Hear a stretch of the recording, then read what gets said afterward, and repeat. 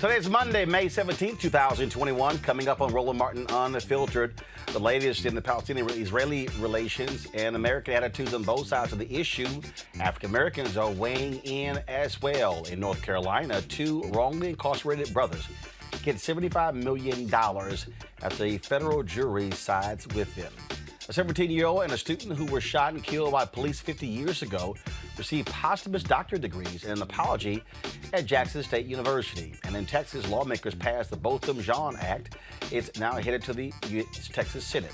Plus, Tamika Mallory joins me to talk about her new book, State of Emergency. And in our Fit, Live, Win segment, Jim Jones tells us how to get rid of those last 10 pounds before the summer. It's time to bring the funk on Roland Martin Unfiltered. Let's go. He's got it. Whatever the miss, he's on it. Whatever it is, he's got the scoop, the fact, the find. And when it breaks, he's right on time and it's rolling. Best believe he's knowing. Putting it down from sports to news to politics. With entertainment just for kicks, he's rolling. It's on go, y'all. It's Roland Martin, rolling with Roland now. He's funk, he's fresh, he's real, the best, you know he's Roland Martin now.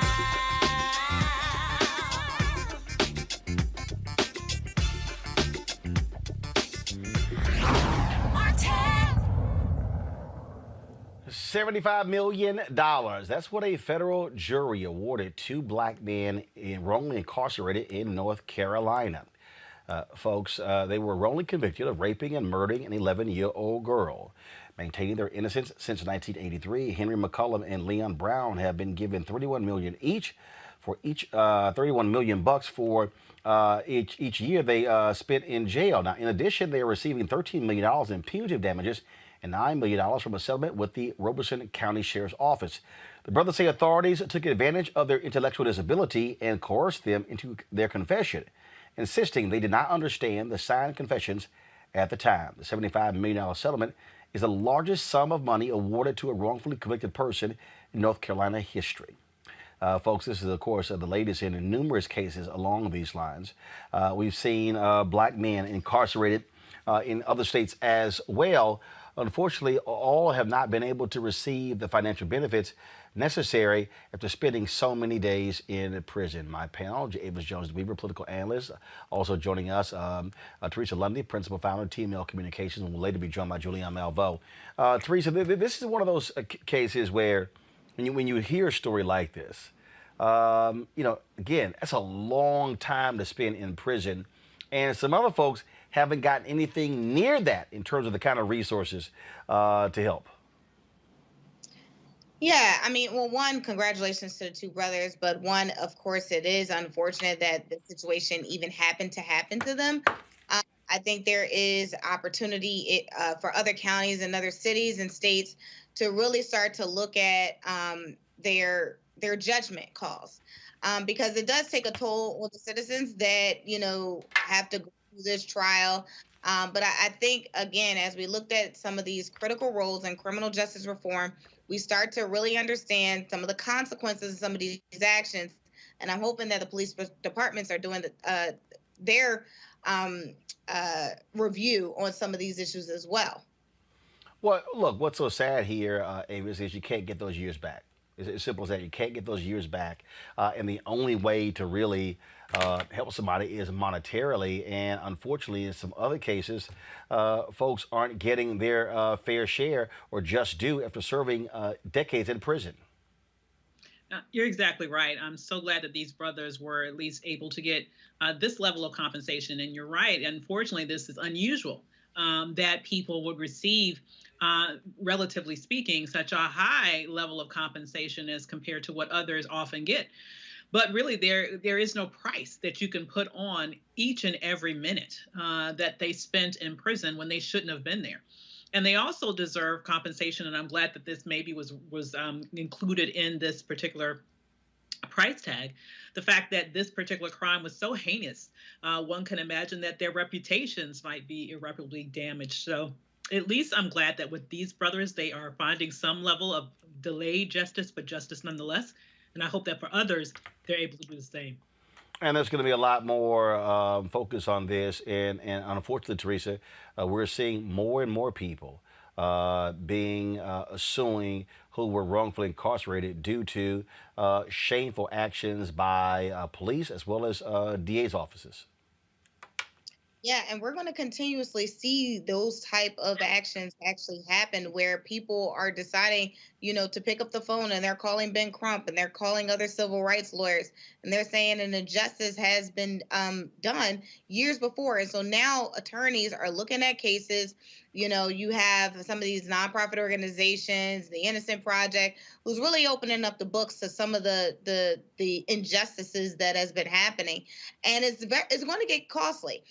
So I mean, the state legislator has to also understand that some of these cases that when you could just put people in prison for 10 to 15 years and think they're going to forget about it. No, someone inside of the prison, that people are doing their own cases, their own review points, and they're just not waiting anymore. So it's going to get very costly, and I'm glad it is because like Ava said, that people are starting to put.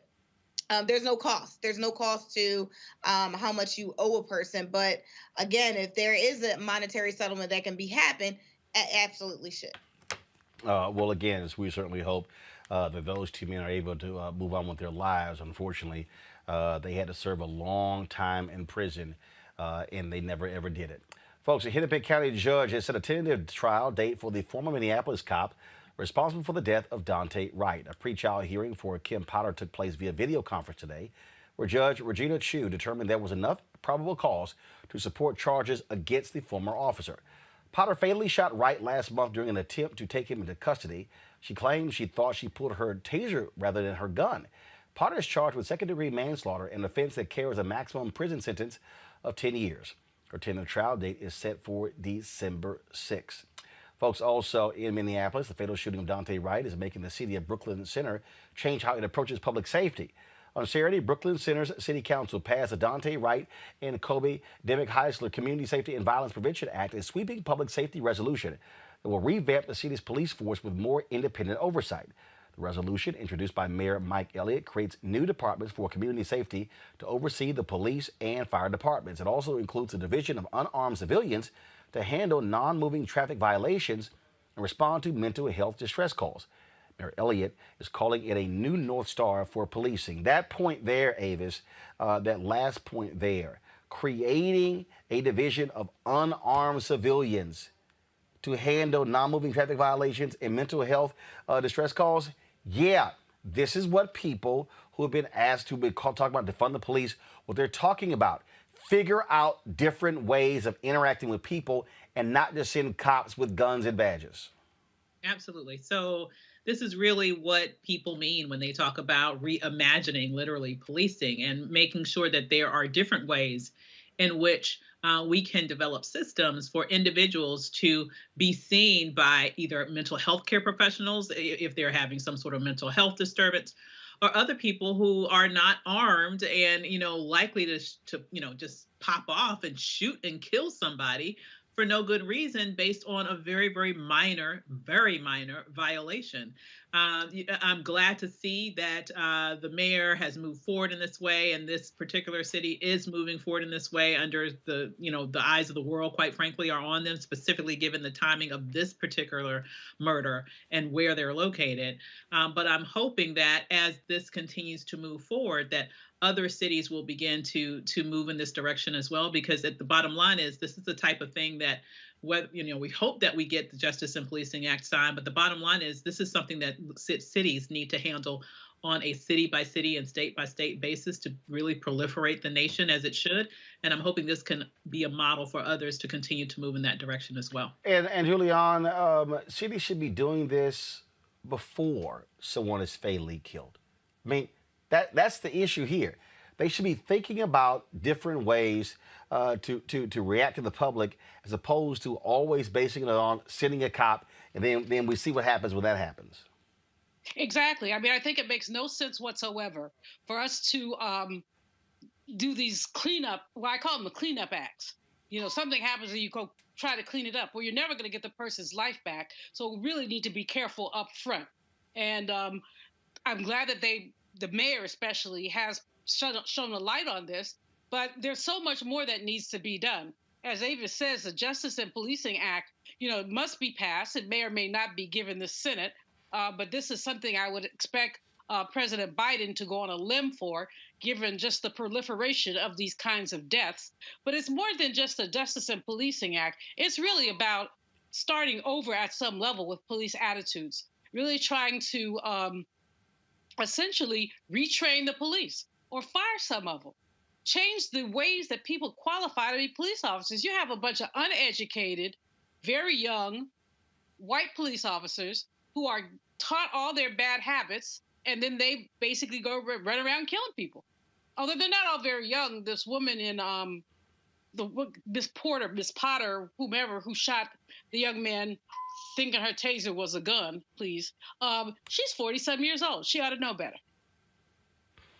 Teresa, again, it's very interesting how people have been critical of those who yell defund the police, but they say nothing when those calls have actually led to changes by police departments. If they don't call for those things and demand those changes, these things don't happen. Right. So advocates, community organizations, and of course, our media personalities need to continuously call them out, because if we do not call them out where they are, then these issues, and we're still having these conversations and we're still having these dialogues, and nothing's ever going to be fixed. So yes, the marches work, the rallies work. I think there was a blog that I was reading the other day, and somebody said, does these items work? Does the protesting back in, the 50s and 60s work? And yes, they do work. Because like you said, Roland, if we don't bring it to the forefront, if we don't identify the problem, there's no way we can find a solution.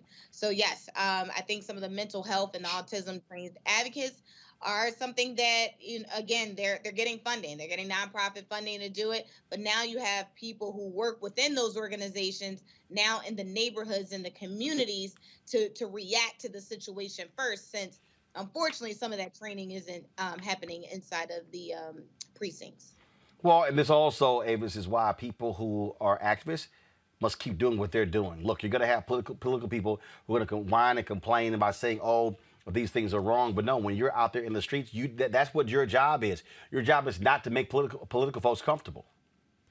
Yeah, well, to me, it really takes people on both sides of the power dynamic, right? You need people in the streets putting pressure from the outside to influence people on the inside who are working in tandem for the things that you care about. And so that's really what it takes. You have to really force people to change. Just like Frederick Douglass said, power concedes nothing without a demand. It never has and it never will. And that demand takes place in various different forms, including protests, which are absolutely essential to changing this centuries-old killing machine, quite frankly, that was born of being able to track down and murder people who were enslaved and trying to get to freedom to this very day, when oftentimes we are killed for no reason at all. So kudos to the protesters, and also kudos to those on the inside, like this particular mayor, and also like the Attorney General in Minnesota, who are able to do the things that are necessary to make sure that we have progress in this movement. Absolutely. All right, folks, got to go to break. When we come back, we're going to talk about what's happening in the Middle East. A lot of African Americans are weighing in on how heavy-handed Israel is against the people of Palestine. We'll discuss that next right here on Roland Martin Unfiltered. Are you trying to say that as of January 20th, that President Trump will be president? That depends on what happens on Wednesday. President Trump won this election. You think the election was stolen? Absolutely. At this point, we do not know who has prevailed in the election. This fraud was systemic, and I dare say it was effective. This is a contested election. President Trump won by a landslide. Hold them this way. The outcome of our presidential election was seized from the hands of voters. We have to make sure that they look into what has been the theft of this presidential election.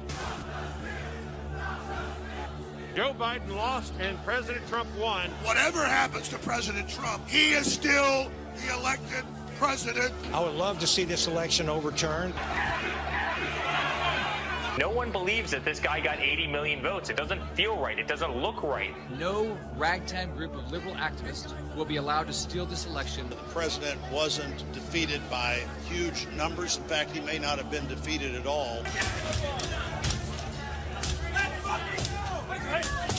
Over the next 10 days, we get to see the ballots that are fraudulent, and if we're wrong, we will be made fools of. Carl Payne pretended to be Roland Martin. Holla! Hi, I'm Chaley Rose, and you're watching Roland Martin Unfiltered. Folks, we've seen a lot of violence take place in Israel as massive attacks have been taking place between Israel and the Palestinian people. International calls for a ceasefire have come due to a long-standing tension between Israel and Palestine culminating. Attacks began after the two nations clashed at a holy site for Muslims and Jews. After warning Israel to withdraw from the site, Hamas, the nationalist organization that controls Gaza, began firing rockets, causing Israel to retaliate. More than 50 warplanes attacked the Gaza Strip for 20 minutes, destroying more than 9 miles of an underground tunnel network. Palestinian militants also hit the homes of 9 high-ranking commanders. More than 3,000 rockets have been fired into Israel in the past week, causing widespread power cuts and damage to homes and other buildings. Also, over the weekend, a lot of people have been demanding Israel be held accountable for destroying a building that housed the Associated Press, Al Jazeera, and other media outlets. Israel claims Hamas was using that particular site as a military outpost. Others disagree. Well, joining me now to discuss what's going on here is Mitchell Pitnick. He's co-author of Except for Palestine. He's also president of Rethinking Foreign Policy, and a little bit will be joined by Mark Lamont Hill, who is the co-author of that book. Folks, show the book, please, if we have it. The thing here that I find to be interesting, Mitchell, is we sort of had, probably for the first time, a significant amount of criticism of Israel by mainstream media in this country. Normally, mainstream media in America is just like American politicians, absolutely positively on the side of Israel. That has not been the case in the past couple of weeks. Yeah, it hasn't, and it's been changing over the past maybe 10 years or so, but very slowly. I think what we're seeing now is the cumulative effect of a number of Israeli assaults on Gaza. The 2008, 2012, 2014, it keeps happening, and more Americans have seen it. And as a result of Americans seeing it, it's harder for the mainstream media to maintain the sort of coverage that they did, that they used to have. That was, as you're describing it, very biased towards Israel. And I think it's impossible to get away from the fact that more and more people in the United States are speaking out against this and saying, hey, it's not acceptable that Israel is doing this to a civilian population. Now, the thing that is interesting here is that Israel's position is consistently, we're defending ourselves, were it not for rockets being fired, then we would not have to retaliate. That is always their position. The fact is that this situation was brewing for quite a while before last week. It stems from really two different things. Israel has been trying to displace a bunch of Palestinian families from the East Jerusalem neighborhood of Sheikh Jarrah. And that caused a lot of unrest. But also, Israel was impeding access to holy sites in Jerusalem during the month of Ramadan. And that really was inflaming tensions very badly. And eventually, they got to the point where Israel was actually firing weapons inside the mosque on the Temple Mount. And that set off, that's when Hamas said either the police presence is reduced or we're going to fire rockets. And they did, in fact, fire some rockets at Jerusalem, and all of this came up. It's also, I think, really important to remember that when we talk about self-defense doesn't mean you can do whatever you want. Self-defense for Israel is largely composed of the Iron Dome system. We hear about all of these rockets flying out of Gaza. Most of them never reach their targets, either because they're They're very poorly made. They're kind of knocked together. They're not very up to date technologically, but also because Israel's Iron Dome system knocks down these missiles, and that's great. I mean, protecting civilians is what should be done. It's a problem because only one side can do that, and then when the side that can do that is laying an all-out assault on civilian targets in Gaza. And I think it's really, really important to note that last week an Israeli, a spokesman for the Israel Defense Forces actually said, we're making Gaza shake. We're not trying to launch pinpoint attacks. That was the IDF's own spokesperson. Now, he said this in Hebrew, so it didn't get any coverage outside of Israel. But that's, I think, a very, very important point that people need to know. So, this claim of self-defense is just completely hollow. It just isn't so. Joining us right now is Mark Lamont Hill. He is Mitchell's co-author of the book, Except for Palestine, The Limits of Progressive Politics.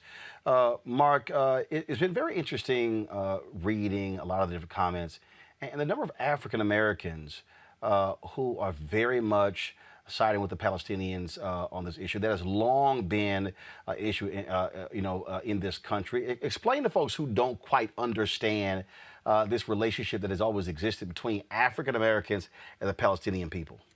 Well, it's a great question, Roland. It's always good to see you. I would say that relationship really came into focus in 1967 and slightly earlier in the 1954, 1955, after the Bandung Conference.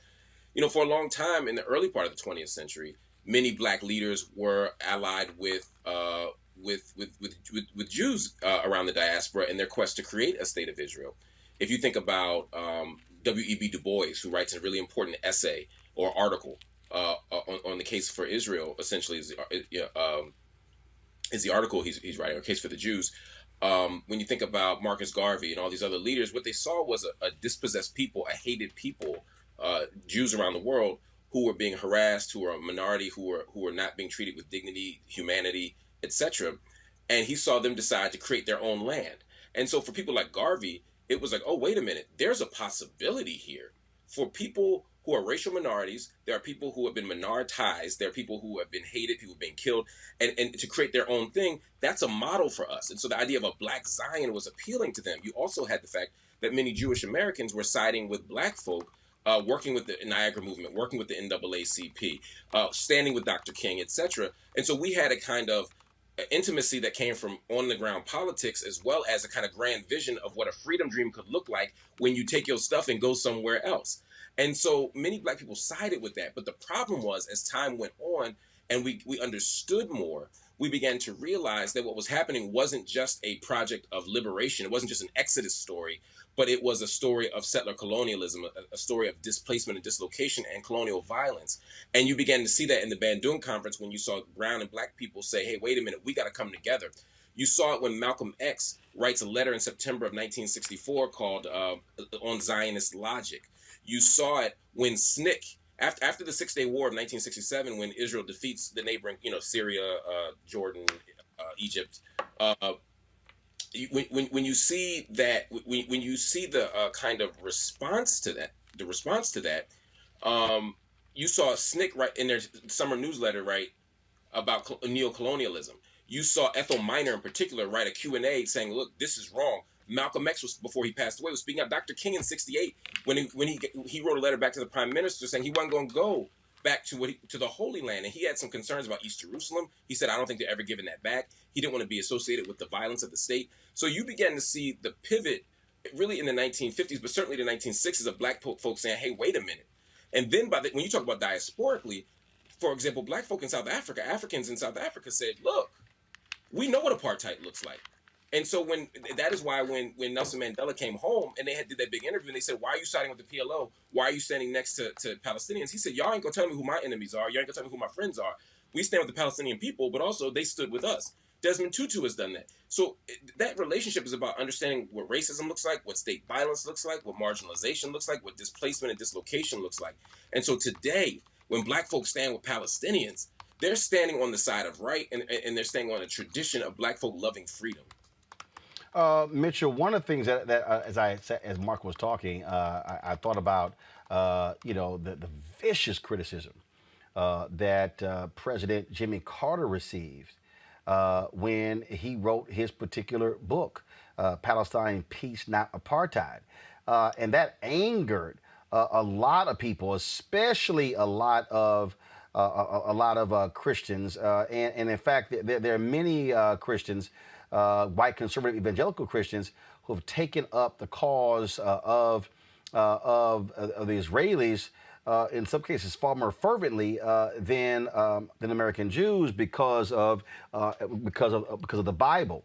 And I remember when Carter wrote that book, and folks trashed him, and he simply said, "You cannot say it's right for Israel to have a right to its existence and to have people living in an area where they basically have no control over, of themselves. They literally are settlements being taken." I remember when President George H.W. Bush, when he lost in 1990, when he lost to President Bill Clinton in 1992, he held up the money, the $3 billion annually that goes from the United States to Israel because of the settlements. And I remember they put 5,000 folks on Capitol Hill the following day to say release that money. And so you've had some interesting tensions there that have existed in this country when it comes to what happens with Israel and Palestine. Yeah, that is very true. I think there's a couple of things that we can learn from those stories, though. First, when it comes to George H.W. Bush, yeah, they sent those 5,000 lobbyists there, and Mr. Bush was eager to let everyone know that had happened. That being said, he still went ahead and held up the money until Israel did what we wanted them to do, and it's really important, I think, to note that yes, political pressure can be brought to bear, but when the administration decides that this is the course they wish to pursue, they can pursue it. That is a choice. It is not. It's not a diktat by any means. When Bush wanted to when Bush wanted to hold up that money, he did until Israel gave in. In the end, we are the ones holding the cards, and that also makes us responsible. So that makes it. That puts the onus on the United States when our president, Joe Biden, is essentially giving the green light to everything Israel is doing. That we are the ones, we the people are the ones that have to put a stop to that. When it comes to President Carter, I had the honor of meeting President Carter and discussing this with him. And Jimmy Carter loves Israel. Actually, people may not realize this, and it hurt him every time he was not just called an anti-Semite, but every time he was even called anti-Israel, it hurt him. He was clearly very upset about this, but he did what he felt was right. And if you read the book, you'll see that he frames it in terms of trying to save Israel from becoming an apartheid state. And of course, now he's being borne out. Human Rights Watch and the Israeli human rights group B'Tselem have both come out and said that Israel is in fact an apartheid state, and many American Jews, I'm not an outlier anymore. Many of us are saying, yes, Israel is an apartheid state. These policies are not okay. Do not take them in my name, and this is not the way to combat anti-Semitism. We take, I take anti-Semitism very seriously. I don't know a Jew that doesn't. But this is, slaughtering Palestinians is not the way to combat it. Mark, what's next? Because obviously it continues. Are you going to we've seen massive protests all around the country, in Los Angeles, here in Washington, D.C., New York City, other places as well. Yeah, we're going to see more protests. Obviously, some of the protests were also hung upon the fact that May 15th was Nakba Day, or the day of the great catastrophe of Palestinian loss, as well as Israeli Independence Day. And so, there were commemorations that accompanied the protests. But when you have 7 straight days of bombardment, of excessive siege, Gaza is always under siege, but excessive siege and bombardment, you're going to see protests. You're going to see them not just in the United States, but around the world, and certainly around Israel and Palestine. I think what's next, though, is the Biden administration at some point is going to have to take, if not a courageous move, at least a prudent one, and actually call publicly and loudly for a ceasefire, something that they have yet to full-throatedly do. We also need to see humanitarian organizations intervene. There are 35,000, or actually now 42,000 Gazans internally displaced. That goes along with the hundreds of thousands of Palestinians who are internally displaced refugees already. So when you talk about this, next is policy shift. Next is more protest. But sadly, Roland, unless we see something sharply different in the next week or so, we're going to see a lot more violence and a lot more death. And as Mitchell pointed out, given the imbalances in power, most of those deaths are going to be Palestinian deaths. Absolutely, folks. Again, it is a significant situation that's happening there, and the battle continues. We certainly want to thank Mitchell and Mark for joining us. They're the authors of the book, Except for Palestine, The Limits of Progressive Politics. Gentlemen, I certainly appreciate it. Thanks a lot. Thanks for having us. Look at my panel here. Julian, I want to start with you. You've had some Democrats in Congress, Jewish Democrats, who have taken a position that is different than what they've normally done in the past. Oh, yeah. Ayanna Pressley tweeted last week. Her exact quote was, "We can't stand idly by when the United States government sends $3.8 billion of military aid to Israel that is used to demolish Palestinian homes, imprison Palestinian children, and displace Palestinian families." We have very rarely seen this kind of support for Palestinians. No. First of all, Ayanna Pressley is an African American. I'm talking about Jewish Democrats who have been very vocal on this issue as well. I mean, in fact, this is a letter. This is a tweet sent out May 14th by Jerry Nadler. The Biden administration can and should do more to stop the pain and suffering of Israelis and Palestinians. I led a group of Jewish members on a letter to POTUS urging immediate de-escalation and diplomatic engagement. Schumer is okay. Go ahead. Chuck Schumer and 20 other senators have called for a ceasefire. That's highly unusual. I mean, but it's ridiculous. As your previous guest said, 10 Palestinians have died. 10 Israelis have died. Over 200 Palestinians have died, and the numbers are growing. This just makes no sense at all. And I don't understand. President Biden spoke to Netanyahu today. I don't understand why he has, after that, not called for a ceasefire. It doesn't work to say we're just going to stay out of this and see how it plays itself out. Right. Because we know how it's going to play itself out. There are going to be more deaths. Teresa, this is a protest here in London. Some 100,000 people took to the streets there. As I said, we've seen protests all across the United States as well. And Israel is losing the PR war, but they don't care. No, they don't. Teresa? Oh, I'm sorry, that was for me. Yes, they don't care. So over the weekend, actually in Philadelphia, we've had some rallies and protests as well. And when I tell you the PR for Israel has literally went out the door, there were passionate stories that were happening just all across. And again, being here with our own issues here in the city of Philadelphia, gun violence and the sort. But when we are talking about international issues, it was, people coming from Bucks County and different surrounding counties.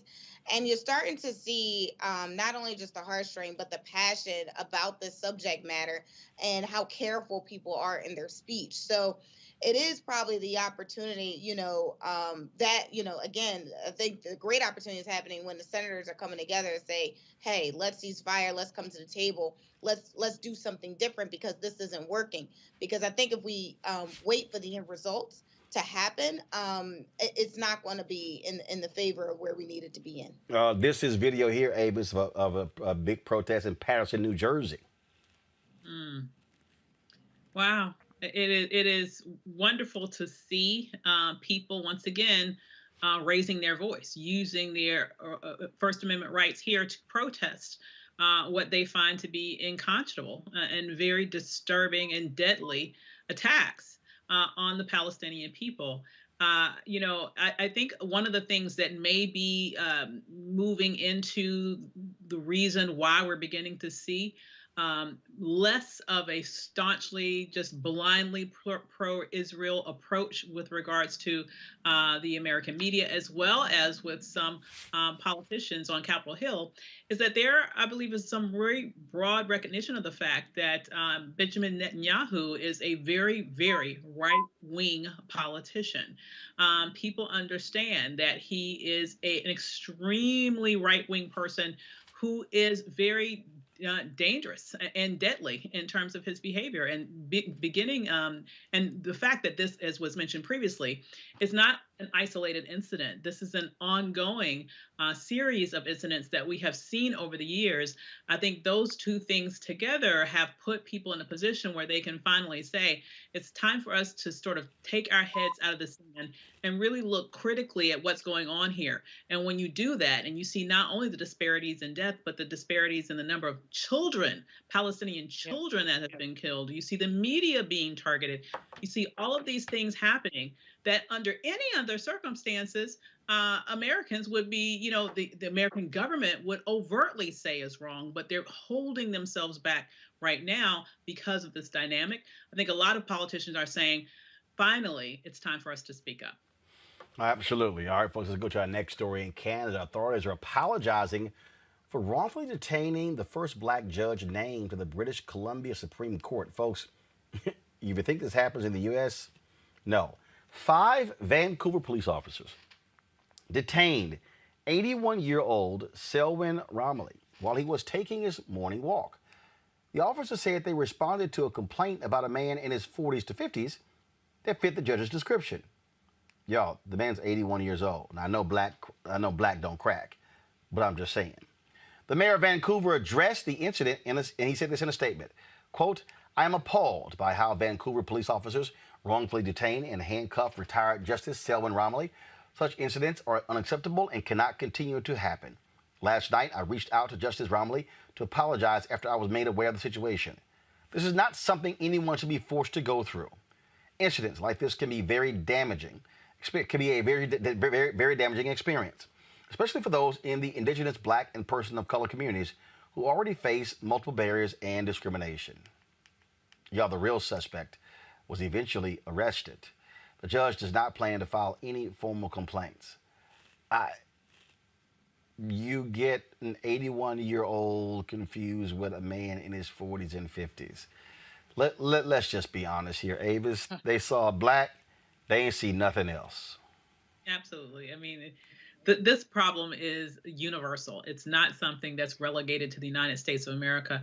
I will say in all my travels that I have had all around the world in various different cultures and continents, the one thing that is stunningly consistent is the way that white supremacy works its evil head, and it is consistent. This is why I think also that there are so many people around the world who also protests with regards to our Black Lives Matter movement here, because they know that similar things happen in their homeland. So it's horrible to see this judge harassed and arrested for no other reason, obviously, than the color of his skin. Teresa. Yeah, I totally agree. I mean, there's nothing more to say. Unfortunately, again, this is not a local issue. This is a national issue, international issue that happens to people of color, more so Black people more than often. The fact that this is a judge, I want to see what his reaction is. I actually am looking for that statement because I am sure him in his capacity, he has something to say, and I'm sure people want to hear it. Julian? This is, again, as my colleagues have said, this is horrible but unsurprising. This is a black man. He doesn't look like he's 50 years old. I mean, as you said, black don't crack, but, look at him. The fact is that they saw black. All they saw was black, and they decided just to stop the man and handcuff him. And blessedly, he had the presence of mind, of course, he is a judge, to say, look, I'm a judge.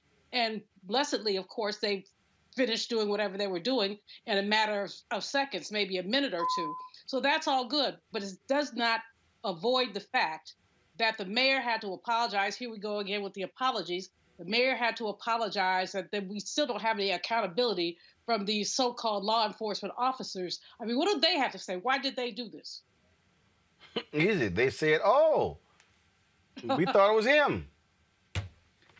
But we know what that's all about. All right, y'all.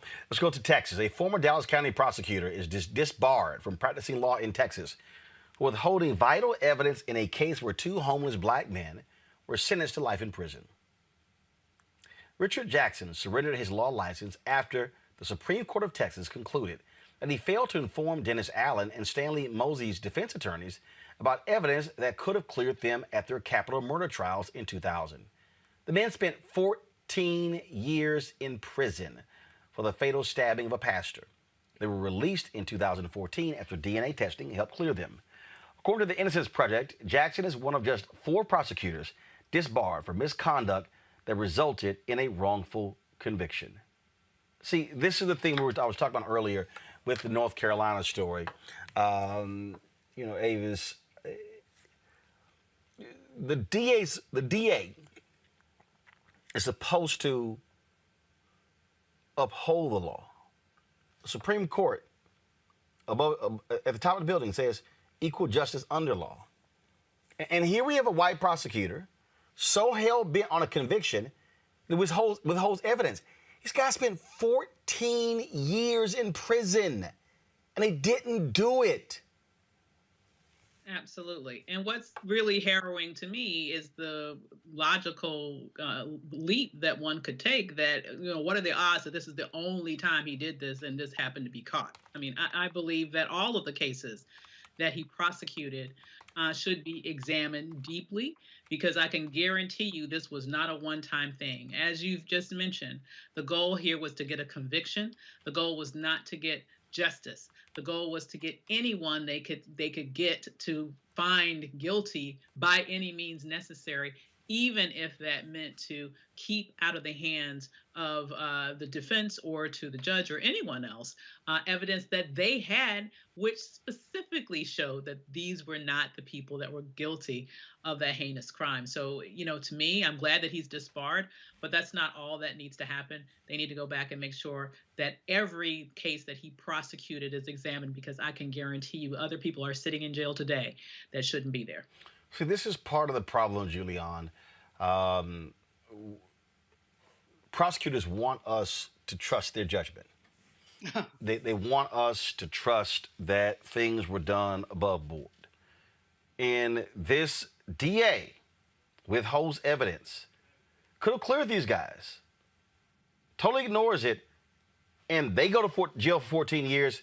All he gets is being disbarred. I'm sorry. To me, this is where you actually put a law in that if a DA withholds evidence, they should go to jail. Well, I'm with you on that. I really do think this guy needs to spend some jail time. It's absurd that he deliberately withheld evidence. It's not like the cases where somebody made a mistake, where someone come back, 5 years later and says a mistaken identity or something like that. This is willful, evil withholding of evidence that cost these brothers, 14 years. They should be paid. Not only should they be paid, he should spend some time up under the jail. Teresa. Yeah, I agree. Legislators, this is the time to act. If anybody was looking for a case within their state to actually stand up for justice, stand up for reform, this would be the case. Because you have, again, across the country, you have some prosecutors who are new to the, new to the bench in so many ways, but new to being a prosecutor. And they have a conviction record that they have to meet. Those are goals that they have to meet. And unfortunately, these two young men, I believe the crime was stabbing 47 times a black pastor. And it's like, well, one, this is the character train that this person is obviously something's going on in their mind, when really these kids are just wrongfully convicted. So now not only do they have, the psych evaluations that probably did come to them in the 14 years that they were in prison, but now they have this notion and this character assassination that they're going to have to rebrand themselves as, as being sane, because this is a heinous act. So again, I think if any legislator was able to step up and say, look, I want to put a law to make sure not only is this prosecutor getting disbarred, but we're now putting a law in to make sure that anybody that takes this position moving forward now receives the same equal justice. And that includes prison time and any other crimes that they deem fit that fits the crime that happens in the future.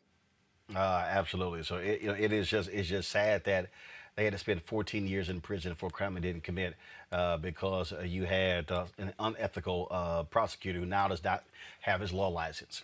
Let's stay in Texas, where lawmakers have passed the Botham Jean Act, a bill named after the black man killed inside his apartment by an off-duty Dallas police officer 3 years ago. HB 929, also known as Bo's Law, ensures officers keep their body-worn cameras activated during investigations.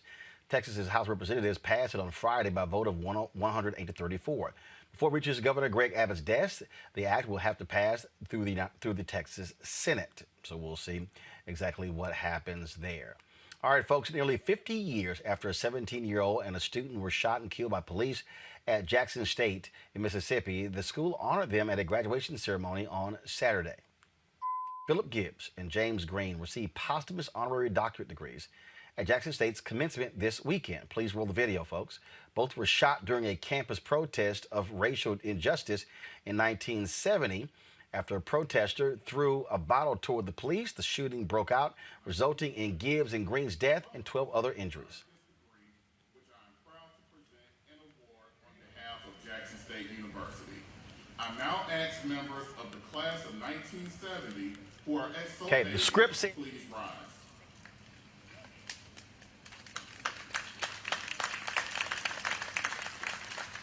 Upon the recommendation of the faculty of Jackson State University, and by the virtue of the authority vested in me by the institutions of higher learning in the state of Mississippi as president, I hereby confer upon the members of the class of 1970 the respective academic degrees for which they have been recommended with all the rights, privileges, responsibilities, and obligations appertaining thereunto. Congratulations, and let us all stand and salute the members of the class. Philip Gibbs and James Green, they received those posthumous honorary doctorate degrees at Jackson State's commencement over the weekend. But of course, again, folks, just stunning when they were shot in 1970. Now, you may not know anything about that because the shooting took place 1 week after the shooting at Kent State, which made national attention. This has largely been overlooked. Of course, the shooting broke out, resulting in Gibbs and Green's death and 12 other injuries. The commencement ceremony for the class of 1970 was canceled, with students getting diplomas in the mail. 74 people from that class attended Saturday's ceremony to walk across the stage as two politicians issued a formal apology, including the mayor of Jackson. This is, Julian, this is one of those examples, again, of what happens when you're black in this country. I mean, Kent State is seared into the minds of Americans. It always gets brought up. There have been documentaries about it. People have always did reference it. But very few know about this police shooting and killing at Jackson State 1 week after Kent State. No, Jackson State didn't get the attention that it deserved at all. I was actually living in Mississippi at the time, in 1970. Footnote, got put out of so many high schools, they had to send me to Mississippi. But I was living there, and one of my aunts had been on the faculty there, and people were horrified, but it really did not make national news. It seemed that many people believed it was okay to shoot children because they were children, young people. One of them was a high school student. Shoot them because somebody threw a bottle. They weren't even the ones who threw the bottle. But because someone threw a bottle, two young people ended up dying. And whenever Kent State is mentioned, I make it my business to say, and what about Jackson State? Because if we have to teach these people, if we have to teach them the hard way, that you cannot have unequal justice. You simply can't. And this is why our media is so important, Avis, because, again, for the longest, again, there's so many people who have grown up, all they've heard is Kent State, Kent State, Kent State, and never talk about Jackson State. Absolutely. And this is exactly right. Why Black media is so important. And it's also why it's so important that we have a retelling, a true telling of history in this nation. It kind of makes me think of stories that you've covered here also about all of these different laws that have popped up and bubbled up all across the nation in various states trying to outlaw the teaching of critical race theory or trying to outlaw 1619 Project because they do not want real full history to be taught throughout this nation. And when you don't do that, you have very unjust oversights just like this happen, which creates a situation, as you mentioned, where and everyone can remember or have heard at least have heard about Kent State. Very, very few people even know about what happened at Jackson State when the two happened virtually at the very same time. And Teresa, thank goodness those folks got a chance to walk across that stage. That is something that is important, whether you're talking about high school or college. And for them to finally get that opportunity, that was great. Yeah, it was an amazing sight to watch. But again, if you know the history, or if you at least heard of the history, you would also feel that same type of compassion and that type of love, of enjoyment, even if you had a chance to watch it. So again, history needs to be repeated, and it needs to be necessarily taught, and we need to be further educated, and continuing that, we never forget these moments. Absolutely. All right, folks, let's go to San Diego, where drivers there are starting to see new billboards with Black parents holding their babies. The campaign was created by the city's Perinatal Equity Initiative to address disparities in the health outcomes of Black babies and mothers. The billboards, which went up earlier this month, include statements showing racial discrimination leads to higher rates of miscarriages and maternal deaths among Black women. Some of the signs say our Black babies are nearly 60% more likely to be premature due to discrimination, and racism hurts your baby long before they're born. The program's website states the data comes from state and county health departments. This is the sort of information that should be upfront with people, Avis, because this is how we are being impacted. And to make it clear, for so many white folks in this country, it's out of sight, out of mind, having no idea, having no clue whatsoever. And this sort of billboard campaign shows the impacts of racism. Like I said, it impacts that child before it's even born. Absolutely. I mean, the statistics that are surrounding that data is just, atrocious. When you look at Black maternal mortality, when you look at Black infant mortality, when you look at all of these various ways in which our children have to fight for their lives, and Black women have to fight to be able to live by going through the very natural process of being pregnant and giving birth.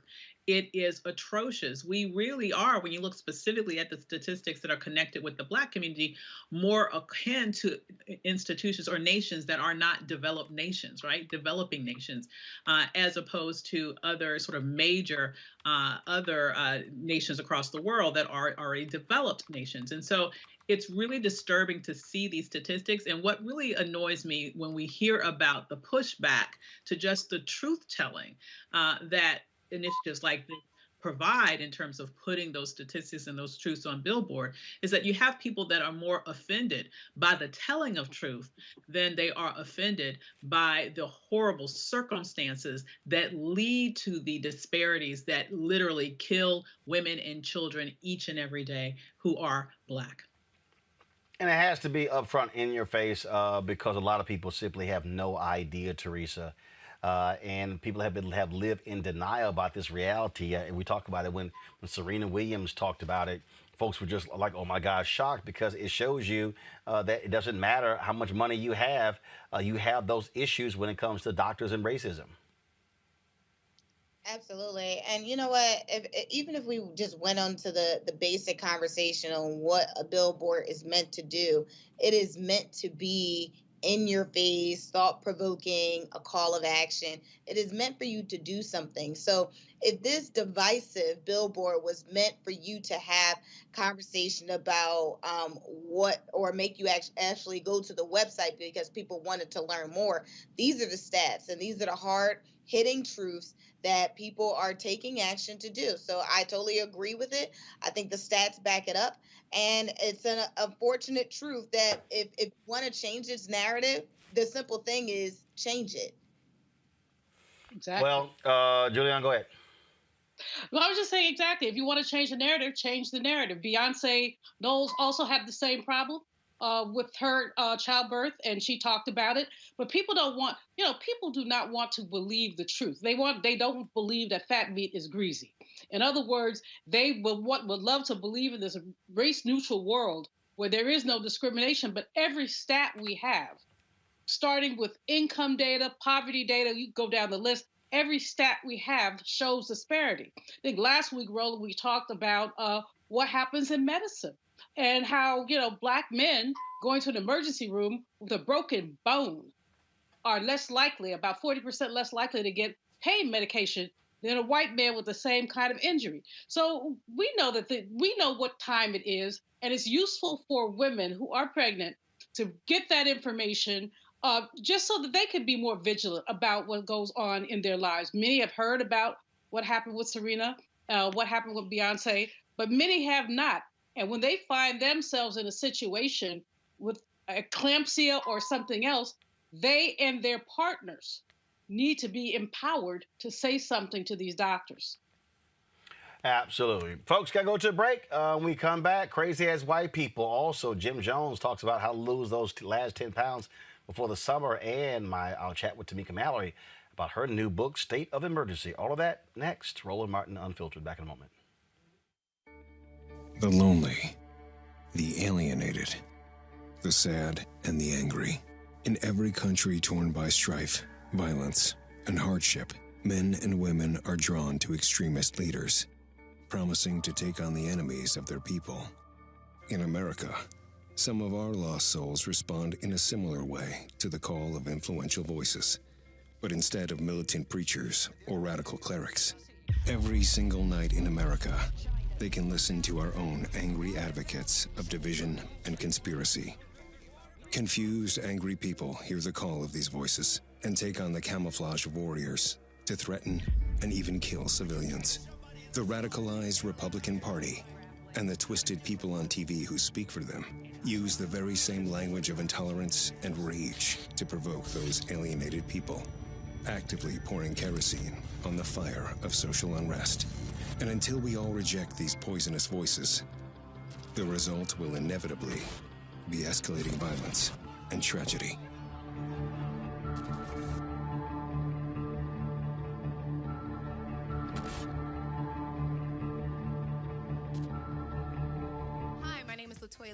Yo, it's your man Dion Cole from Blackish, and you're watching Roland Martin Unfiltered. Stay woke. No charcoal grills are allowed.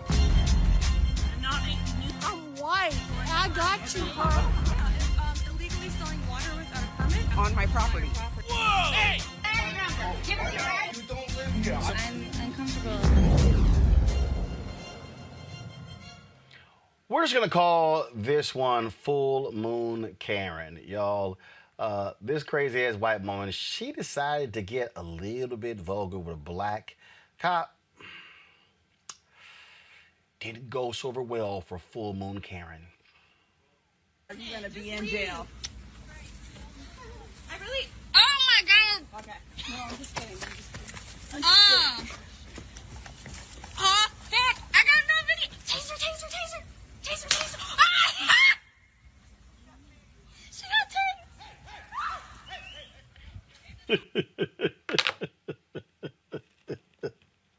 Roll that again. Are you going to be in jail? I really... Oh, my God! Okay. No, I'm just kidding. Heck! I got no video! Taser, taser, taser! Taser, taser! Ah! She got taser!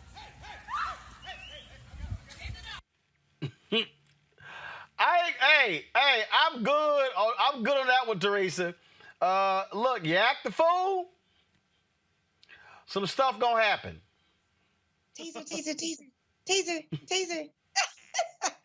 That woman had to either be intoxicated. She had to be intoxicated on something. I mean, who shows her total behind? I mean, all of it, down to the crack, to the police. She had to be intoxicated.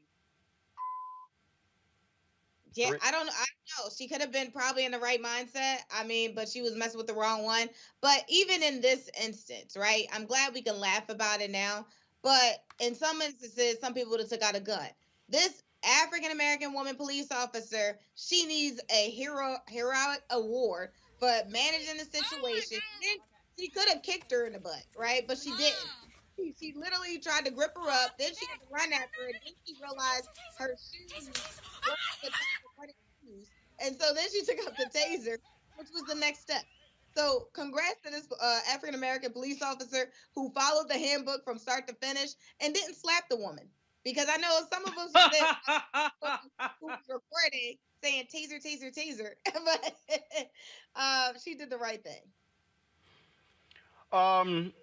Avis, again, these people are outlandish. Hey, guess what? One shot, boom, she went down. Yeah, literally, she dropped it like it was hot. It was kind of, I thought that it was interesting though, that, this is an example of what a well-trained police officer does. It's interesting that she had no problem with determining which side her taser was on versus which side her gun was on. And she was able to actually use a taser while the suspect was running away, where other people will claim that, oh, in this instance, you can't really shoot the taser. It's too far. I mean, all sorts of excuses that we hear after Black people end up dead for nothing. So, it like you said, it's amusing to see. I especially love the little slide that she did at the end after she did the face plant in the road. But once again, it's an example of how policing is supposed to be done. And if Black police officers go through the very same training that these white police officers do, then, we know that a lot of these things that happen clearly aren't happening because of lack of training. They're happening because people are predisposed to be extra violent and to the point of murderous when it comes to Black people. So I have another crazy ass white person, and this is from a really crazy ass white person. You people remember him from Silver Spoon, Ricky Schroeder.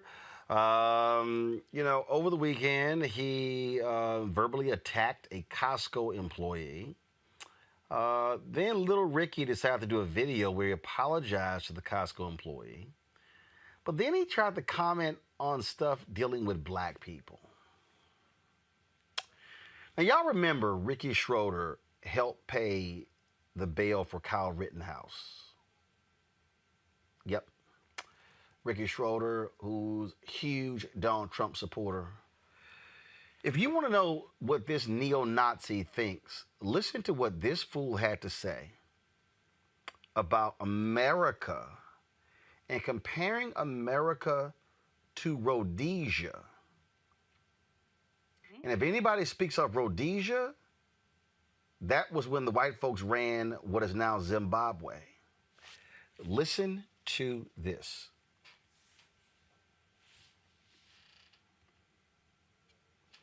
Sitting there, because I'm still confused by what the hell Ricky was talking about. Let's see here. Here we go. Do you guys hear now? Okay. Not sure. Give me 1 second. I'm going to change my audio output. This is, and I'm going to go ahead and say it. If y'all want to see what a white nationalist looks like, that's this guy who a lot of people used to follow in Hollywood.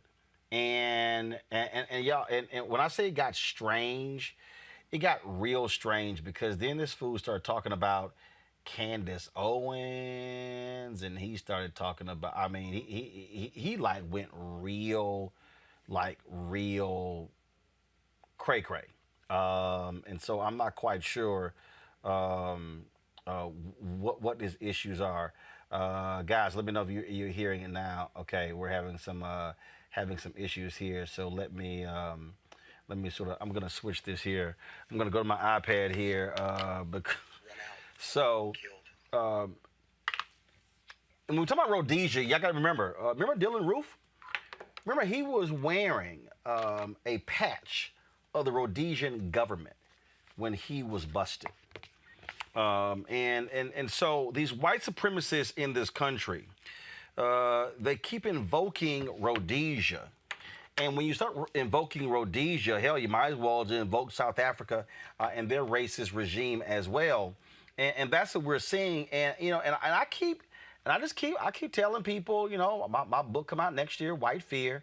And I just keep telling people, and they think I'm crazy. And I'm going, no, you got white people in this country who seriously are thinking that the country's going to hell in a handbasket because they cannot handle not being in control. And so some of the crazy talk that they have been stating, first of all, here's Ricky Schroeder talking about, here is Ricky Schroeder, y'all. Y'all gonna really love this one. He's talking about how America was safer in the 80s. Okay, listen to this. And so let's go back to that. Remember the 80s? It was safer. Obviously, not in the crack-filled streets in the inner cities. So that was, we got to kill all the drug dealers. And I don't mean the guys selling on the streets. I mean the big drug dealers. It is ravaging our country from the inside. And the black community has been abused by it for it being allowed into anywhere in this country. And it's our responsibility, it's your responsibility as leaders to stop that from coming, that poison from coming into our streets. And you're not doing it. You're failing. And you're failing the people. So black community, we hear you. We know your despair. And we want to work together as Americans, all of us, to find a way out of this together. Anyway, I think my battery's dying. Everybody take care of each other. Until next time. Actually, I would dare say, Ricky, I would say your brain is dying. And so listen to this one. The concepts of socialism and they bind people. They don't let them grow up. They don't let them lift up. They don't let them upward mobility. They keep people down. And so please don't be used. Don't be used by a Marxist movement trying to start a revolution, because it won't bring better. It will bring more despair. The concepts of socialism and now the hits keep on coming. The hits keep on coming. Julian, you're gonna really love this one. Check this fool out. I wanted to talk to the black community, I guess, at the end. That's in poverty and that's in despair. We hear you. And what I'd like to say is that you have other black leaders that followed the Booker T. Washington thoughts. Candace Owens, Thomas Sowell, David Harris, Officer Tatum. That other officer is so great. He's actually a cop in uniform. Anyway, so you have great leaders that see it differently. Can you at least possibly consider not following the leaders that have led you to 5 seconds. Situation you're in today?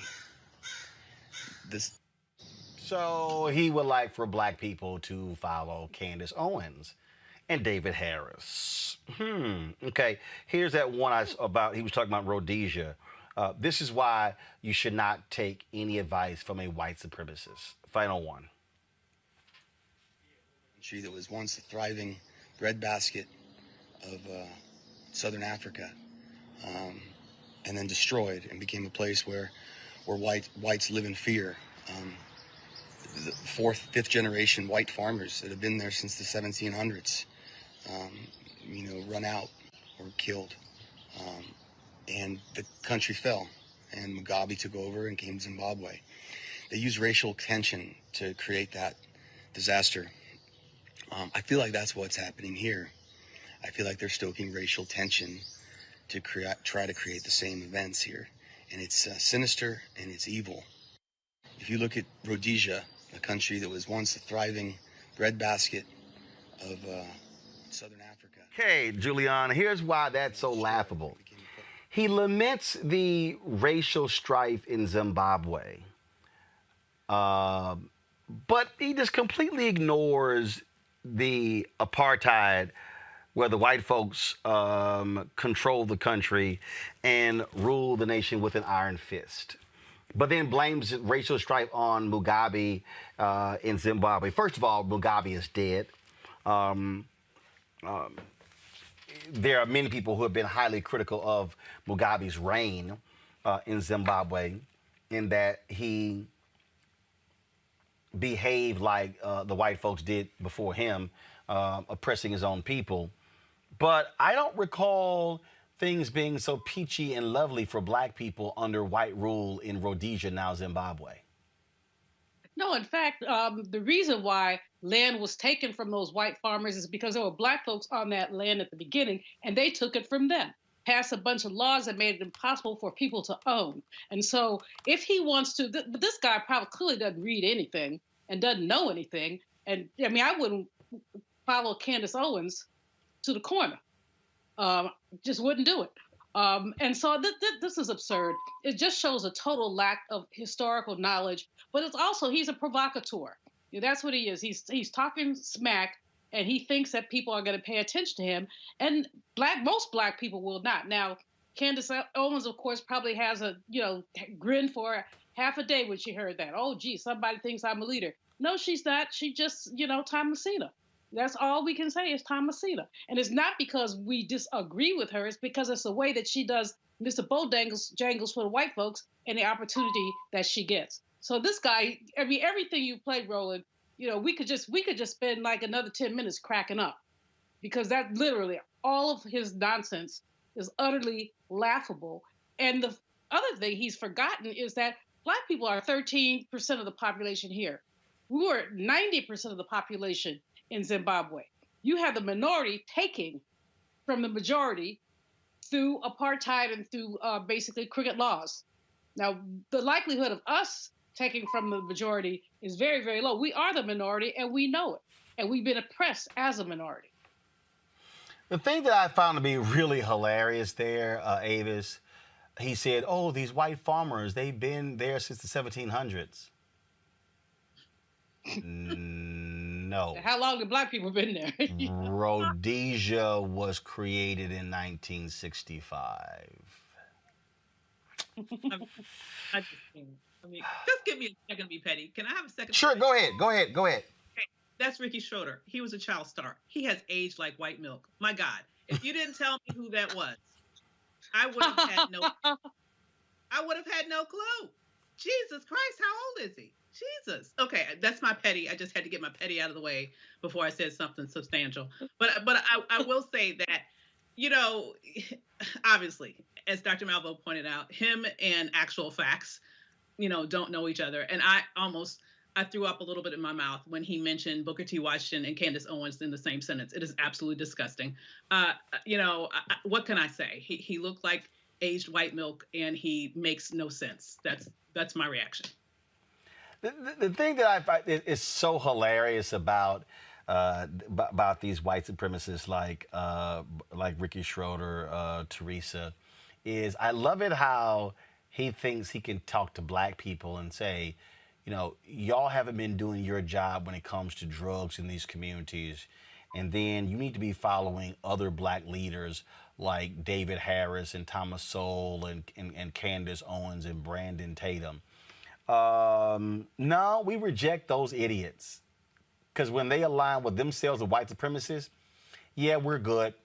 We'll pass. Please move along. I thought it was interesting that he started one of the clips out saying that he wants to get rid of the top drug dealers, but not the ones that are on the corners. So essentially, just the ones, I guess, the what do you call it? The boss, the whoever runs the cartel leaders. But he also acts as if the drug issue in America is with black people. The problem with drugs in America ain't black people, it's white people. Bringing it to black neighborhoods. No, but it's white people using. Oh yeah. The rising use of drugs has been white people, but even more than that, if you want to talk about drug use, let's talk about pharma. Let's talk about American pharmacies and the manufacture of opioids, and then basically pushing them through communities, mostly white communities, praise the Lord. Not that I wish anybody addiction, but if someone's going to be addicted, I hope it's not black people. But in any case, just no structural knowledge of markets. And to lift up Thomas Sowell, Mr. Anti-Affirmative Action, who mercifully has faded away, but to mention Sowell in terms of leadership is really laughable. But the thing here, again, I think, and what we have to understand, and this really is important, Teresa, is that you have these folks, you have the likes of Brandon Tatum and Candace Owens and others who are being elevated by these white supremacists, by these neo-Nazis, by these folks. And I'm sitting there going, they don't like you fools either. All you need when you know, you're absolutely right. But anytime, you know, a Candace Owens or Brandon Tatum has at least 5 black friends, that's just enough for the white population to, white conservative-based population to highlight their stance into their world.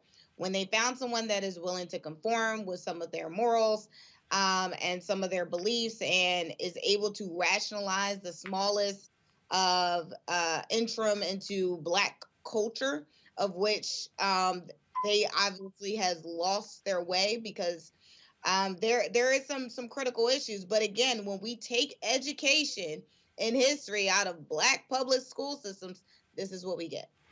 Yeah, and you're dealing with a truly uneducated Ricky Schroeder. All right, folks, got to go to a break. We come back. Jim Jones returns. We're going to talk about losing those final 10 pounds before the summer starts. And we'll chat with Tamika Mallory about her new book, State of Emergency, climbing the bestsellers list. That next on Roland Martin Unfiltered. Shortly after 9/11, America and its allies went to war in Afghanistan to defeat a terrorist stronghold. We accomplished that mission years ago. Trillions of dollars lost, over 2,000 Americans dead, countless Afghans dead. It's time to get out. Many presidents have tried to end the war in Afghanistan, but President Biden is actually going to do it. And by 9/11, over 20 years after the war was started, the last American soldier will depart, and America's longest war will be over. Promise made, promise kept. Before Till's murder, we saw struggle for civil rights as something grown-ups did. I feel that the generations before us have offered a lot of instruction. Organizing is really one of the only things that gives me the sanity and makes me feel purposeful. When Emmett Till was murdered, yeah, that's what attracted our attention.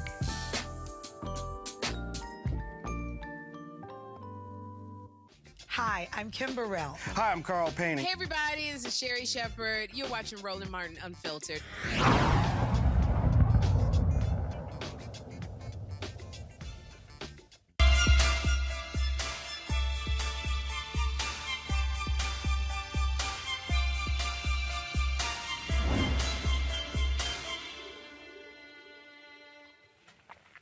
All right, folks, summer fastly approaching. Folks ready to hit the beach. You're seeing the COVID bans lifted, and a lot of people are still carrying around that COVID 10, 15, 20, some say 30. We talked about Will Smith, of course, in his challenge that he's undergoing this YouTube series. Jim Jones joins us right now. Jim, all right, so folks are saying, all right, I want to do something. I want to lose this weight. Where in the hell did I start? Because a lot of people are still at home, working from home, not going into work, don't have the same activity, aren't as busy as they were before. And so what do you recommend? Because stuff is opening up. I'm telling you what, Roland, I'm here today. I'm here only giving out the secrets on how to drop that final 10. A lot of people have been working that at home, and they kind of hit a wall, right? They hit a wall. They just can't drop that last 5 to 10 pounds for the summertime. So I'm going to tell you, it's in the diet. The one thing I tell people is if you cut out the carbs and the starches out of your diet, that's where those 10 pounds are. It's in the foods. Cut out the rices, the pastas, and the breads. So people say, hey, Jim, what does that look like? So what you got to do is eat a meat and a veggie, right? Just go ahead and clean it up. Do a green shake in the morning, but just clean up out all the carbs and the starches, because you know what, Roland? They digest as sugar. No matter how you cut it, rice, bread, pasta, you might as well be eating Snickers and Kit Kats because it digests the same way. So okay, so you lay out in terms of terms of the diet piece, but with those folks who say, "All right, Jim, that's easier said than done." I love rice, so should I just, if you do rice, should I not do white rice? Should I do brown rice? Let's do no rice. Let's go no rice for about, I tell people, start with 7 days, no carbs and starches, and just build from there, and just watch how your body changes. If you cut the pasta and the starches and cut the rest times in between when you're at the gym, put a timer on. Go 15 seconds each set. Get that intensity and add the intensity to your workout. You'll guaranteed to burn more fat. So rest time and diet are the two secrets to cutting those last 10 pounds. But what about, okay, so you say cut those starches out, but why is it that I see in a lot of the food plans they have sweet potatoes? There is. There are some good starches, but you know what? That's fine for a normal, for your standard fit diet. But if you're really trying to cut down and get those last 10 out, we got to go extreme, right? I think people think if you see a meal plan, they say, hey, I'm sticking to my meal plan. I hit a plateau. It's because we got to go hard. We got to take that extra step. We got to go ahead and lean the plan all the way out. So that's why, Roland, I'm pulling out all the starches, all the breads to get you that last, to get you where you want to be for the summertime. Let's see here. I know we got some questions. Julian, you got your first question for Jim Jones? Jim, you said cut out the starch as well. Is couscous considered a starch? I mean, it's an alternative grain. So I'm wondering if it, and it's supposed to be healthy. So yes, tell me.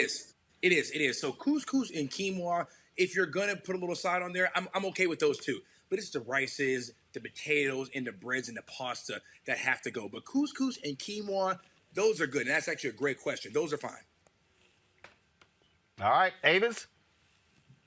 So after the last 10 pounds, hopefully you're luckily you're able to go ahead and get those last 10 pounds off by following your strategy of eliminating the carbs. Absolutely love that, can do that. But afterwards, does this mean that you're kind of always have to sort of avoid the carbs, or is that something you just know that you just have to cut back on in order to maintain that extra 10-pound weight loss? Good question. So I tell you what, I tell people, after you go 7 to 21 to 30 days, you kind of don't even miss it. So when you do add carbs back into your diet, it's a very small amount because you've actually broken that addiction to eating the pastas and the starches. So I tell people, go 7, 10, 21, 30 days. You don't even know, but you're conditioning your mind to cut back. So there's going to be a drastic cutback naturally after you're finished with this new fast I'm creating. Does that answer the question? It does. Thank you. Yep, because you want to work this into your lifestyle. The thing is, it's got to work into your lifestyle. And the way we do that is by building habits, consistency. 7 days, 14 days, 21 days, 30 days. You go back, you don't even miss it. Mm-hmm. Teresa. Right. Hey, Jim. So I do a lot of workouts. So my question has to do with shakes and smoothies. What do you recommend? What should we put in? What should I take out? Well, I tell you what, the most common mistake I see with all smoothies is too much fruit, right? People thinking you're throwing your berries, your strawberries, your mangoes. That's all sugar. What you want to try to do is keep the fruit and your vegetables, the portion even it out. That's what you want to do at best. That's the most common mistake I see. People throwing agave, honey, because they think they're natural sweeteners, but those sweeteners it's just like sugar, right? So I think that's the main thing is keep that fruit and veggie balance. I know myself personally, I like kale, carrots, cucumbers, spinach, throw that in there to even out the fruit. But I'm willing to bet most people are putting too much fruit in their smoothies. Like me. Yeah, listen, common mistake. Everyone does, but it's just sugars are sneaky. They will try to sneak their way into your diet any way they can. So you just got to watch them. Thank you. All right, Jim, any other advice for the folks watching and listening? What I would say, listen, do that. I have an herbal weight loss tea I tell people to take. They can find that at my Instagram, GYMJONEZ, GYM, Jim like the gym muscle, JONEZ. follow me there, and everything is there you need. All right, Jim Jones, we truly appreciate it, man. Thank you so very much. Thank you, Roland. Always a pleasure. All right, folks, we come back. State of emergency.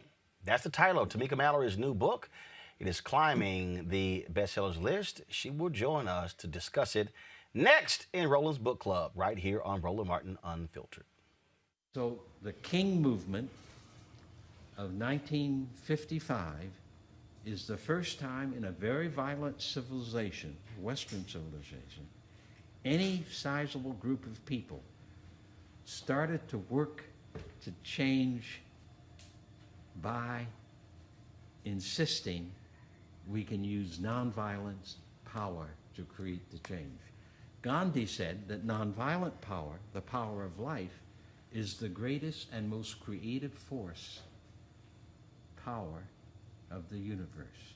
And that if we human beings turn away from conventional wisdom towards using the gift of life, which is ours at birth, we would be surprised what the future of the human race will look like. Hi, my name is LaToya Luckett. Yo, it's your man Dion Cole from Blackish, and you're watching Roland Martin Unfiltered. Stay woke.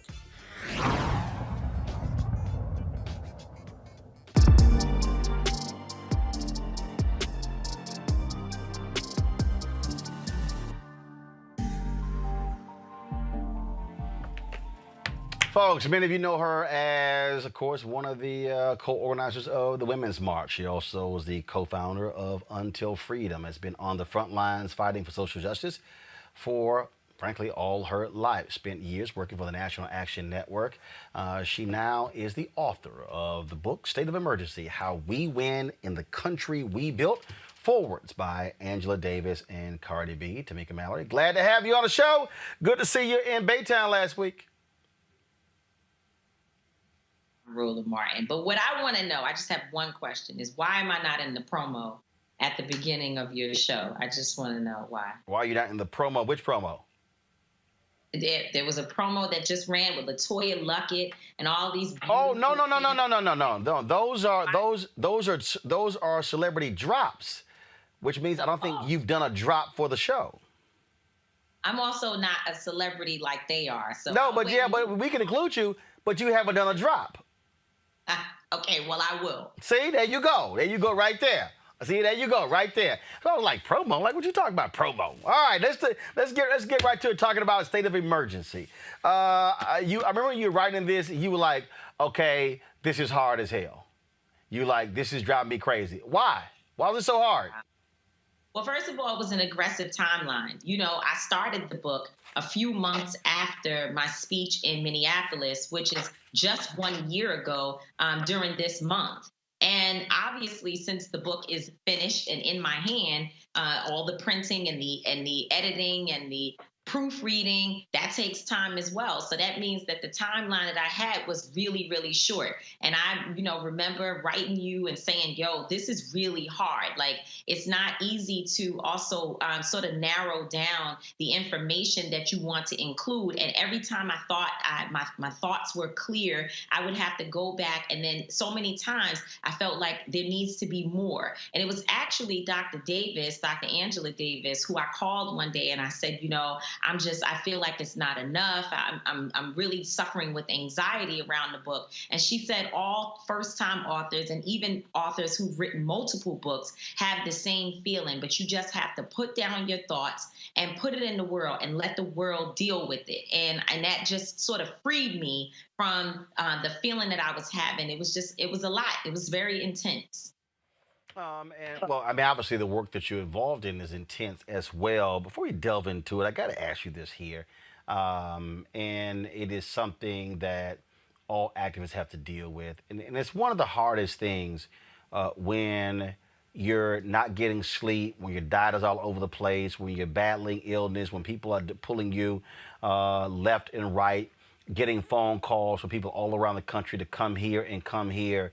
And then you have folks who are constantly attacking and sniping and questioning your integrity, your credibility, and your character. How do you deal with that? Because It's a lot. I mean, there are moments when, and I've talked to other folks, folks get down and they sit there going like, damn, I'm sitting here putting all this work in and having to deal with BS from people who look like me. Roland, I have developed thick skin because thankfully I've been around great leaders my entire life, and I watched them be attacked and to be castigated and to have their character defamed in the same ways. And I think that the only thing we can do, in fact, I saw a tweet from Mark Lamont Hill the other day that basically said, keep doing the work. History will vindicate you.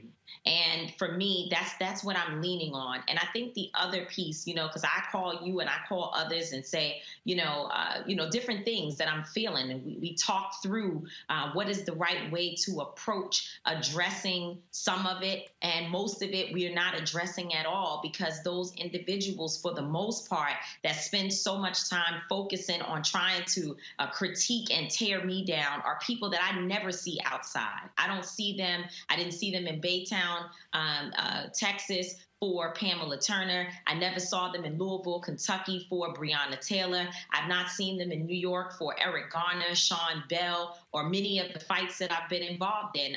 And I travel across the country supporting many families who asked me to be there. I've not seen them supporting Trayvon Martin, who I was just with his mother in Florida just this past weekend, where she held a conference for the Circle of Mothers. Sandra Bland's mother was there.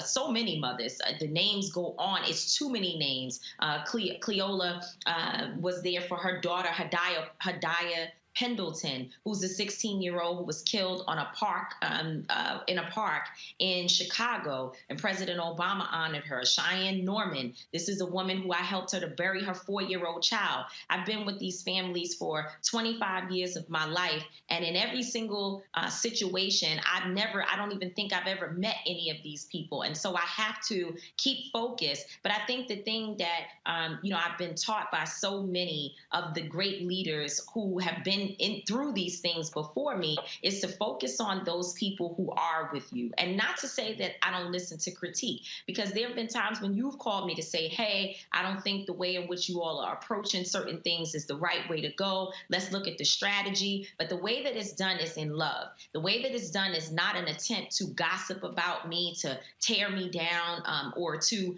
try to vilify me. It's done in a way that lets me feel safe. And I think we all should protect our energy and feel safe, so I focus my attention on people who want to critique from a position that allows me to grow, rather than people who are looking for attention and likes on their social media and are using the defamation of another Black person, and particularly a woman, in order to get that.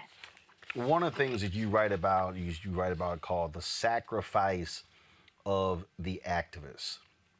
And that is something that, again, I don't believe people really understand. Just the other day, Latasha Brown posted a video of her in the hospital dealing with exhaustion.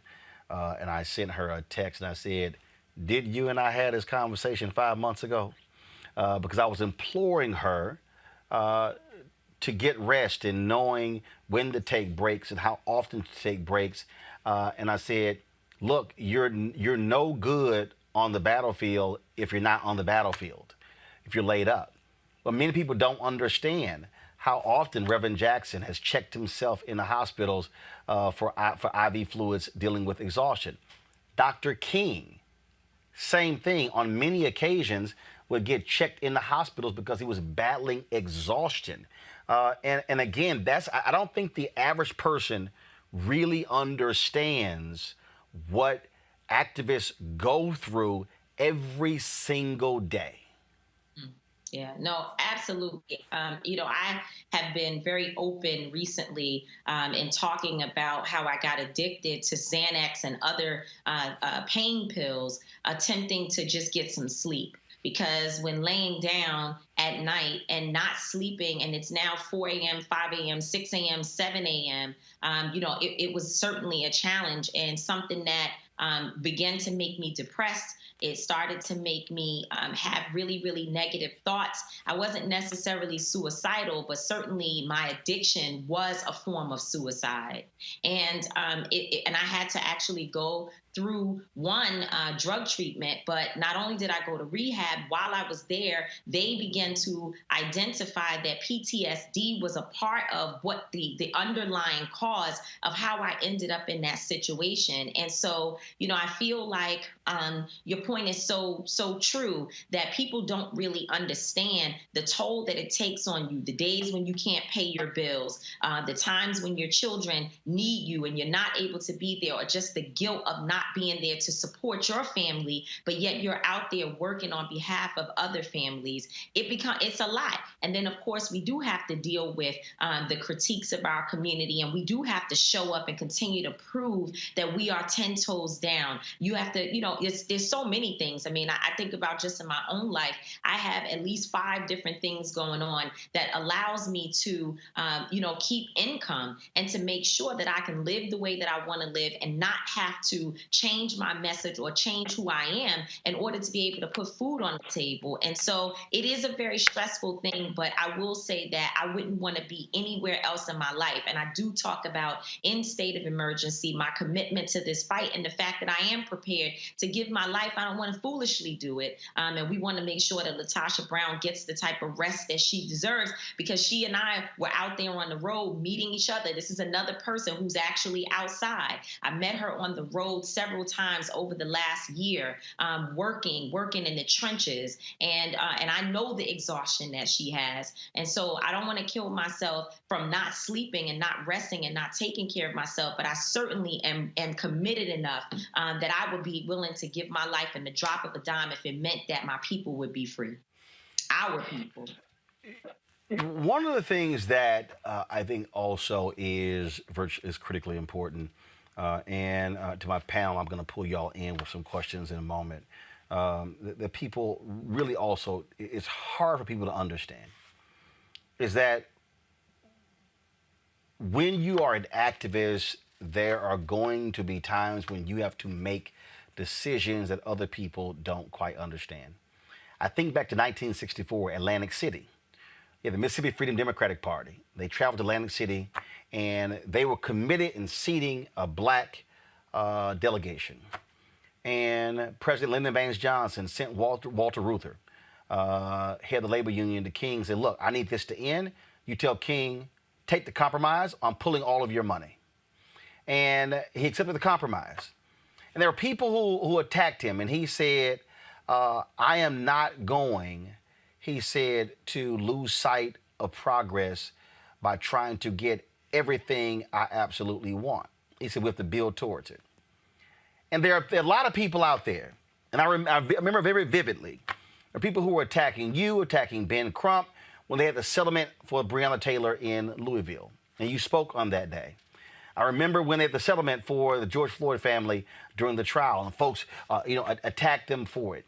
There are people who have said, politically, whether it's with President Obama, President Biden, and others, people say, how dare you do that? Not understanding that unless you're in the room and you realize what is truly going on and how far things have gotten and how you have to achieve some progress, it's very easy to stay on the outside and say, no, you don't you get everything we want or get nothing at all.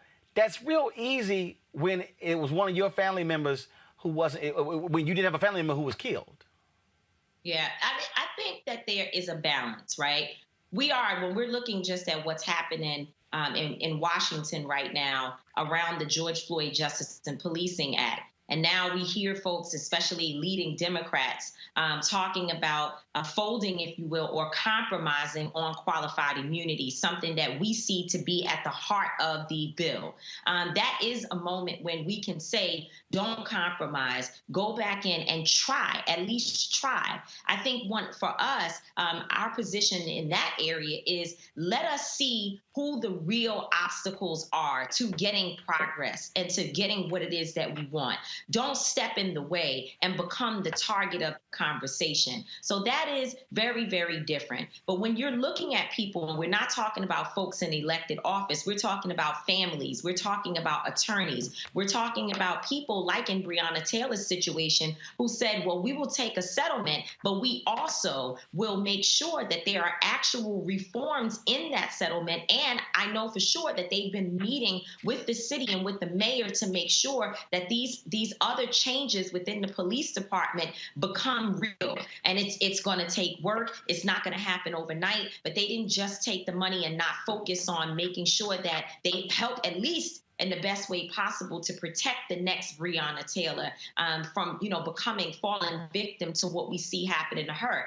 And there were plenty of people who said, and it tells you that they were misinformed, that they would say, well, you can't get a settlement and take settlement money and still get a guilty verdict, that once you take the money before the trial is over, you're never going to get a guilty verdict or get any accountability. Well, we know that that's not true, because we see that in the case of George Floyd, it was $27 million that they received as a settlement, but they still got guilty on all charges in the trial. It's two separate things. And I think all of this speaks to the fact that in some ways, we don't always know. I know that there have been times that I've jumped out and been strong and wrong. And I was strong because I had the right to be passionate, but I was wrong because I didn't understand all of the details of what I was talking about. I'm going to pull in my panelists for some questions, and I'm going to ask you a few more questions. Let me start with Teresa Lundy. Yeah, thanks, Roland. Tamika, it is a pleasure to, congratulations on your book. The last time I saw you in person, you were right here in the city of brotherly love and sisterly affection. And that was I think it was like 2 years ago for a Meek Mill rally. And you spoke on stage, and thousands of Philadelphians wanted to hear you, and they wanted to hear about the cause. So congratulations on the book, and it was an honor to do that. So my question to you is, I think, I bought the book a few days ago, so I can't wait to read it this weekend. I didn't read it, so I kind of feel bad asking a question about it, but so tell me about a little bit. I think for me, and kind of doing some of this commentary stuff, and kind of putting yourself out there and having to always explain yourself,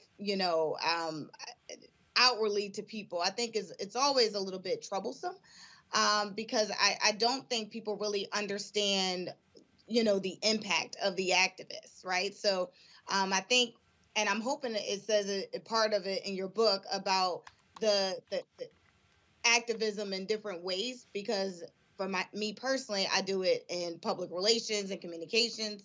And so I think my question for you is, when you started out in activism, doing it years on end, what was that like in terms of, seeing the stories of the families, and then also understanding that you have, your own family at home to take care of. So how did you, create the balance and also, stay sane at the same time? Yeah, so there really isn't a balance that I personally have perfected. I'm still a work in progress. I think, a piece of it is I'm traveling right now. I had my son, who's 22 years old, to fly in for a few days to be with me, and I try in those ways of just trying to include him in my work and give him different responsibilities and ways that he and I can connect. I obviously FaceTime is the best thing that they ever created, because I can talk to my mom. I can be, still connected to my dad and my sister and my family members.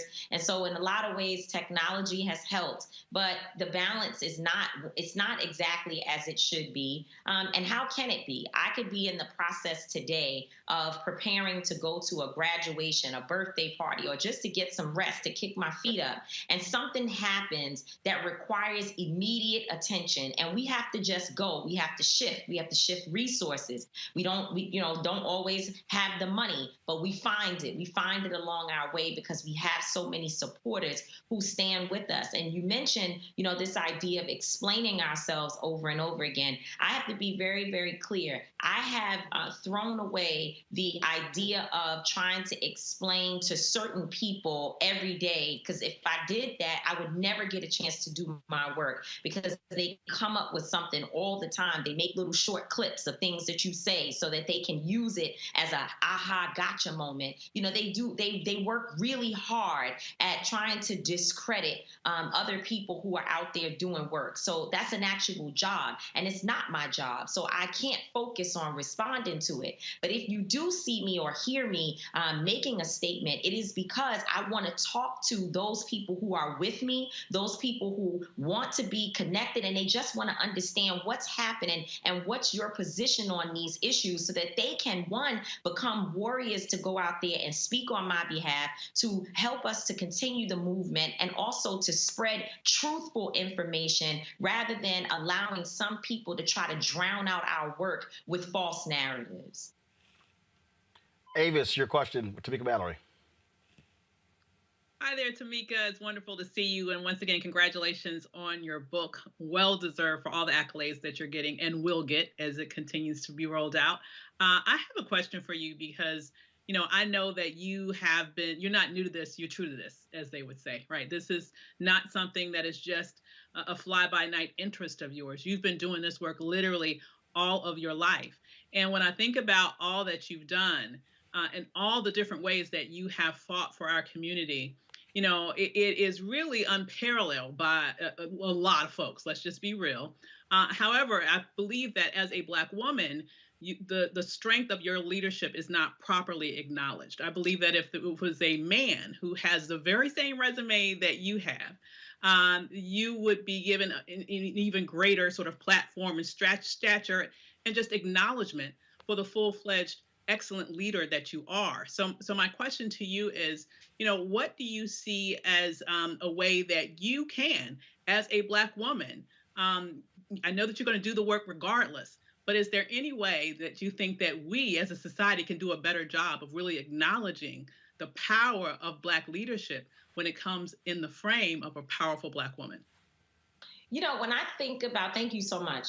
You know how much I love and appreciate you as a dear sister. When I think about Roland, just in general, and on this show, and all the people who Roland has helped to get to where they are. And we know that. I mean, I've watched folks grow from, sitting with Roland and learning. They weren't necessarily commentators at the time that he started with all of us. I mean, even me, there's a growth process, and Roland has been a part of that. And I think that's one of the ways that people who are in positions of power, or people who have platforms, need to use them to uplift the voices of young women and of young people in general who are out here, who really do deserve the type of awareness to be raised around their voices and their leadership. And so I would say that's one, but I think the movement is shifting. I think this moment that we're in, we're beginning to see more women rising to the occasion. And it's really nothing that can be done about it, because at the end of the day, if we don't respect those women who are out here leading these protests,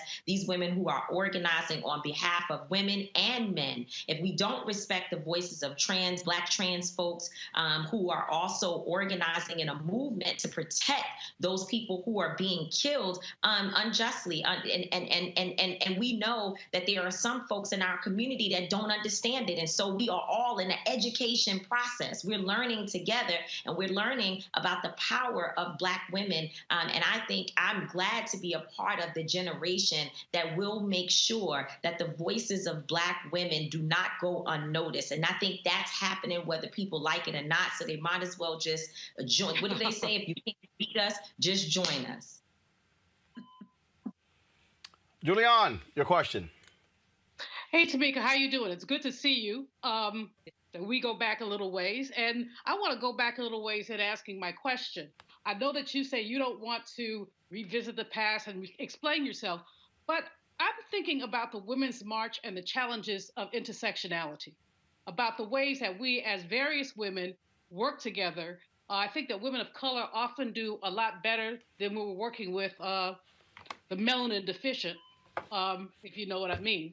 So, what did you take away from the Women's March, and what would you say to others who are trying to juggle intersectional issues? So first of all, thank you, Dr. Malvo, for standing with us during that time. You were a true warrior, and you helped us to articulate what we were feeling by writing such detailed and informative pieces that really describes the experience of Black and Brown people when they are in spaces with white women.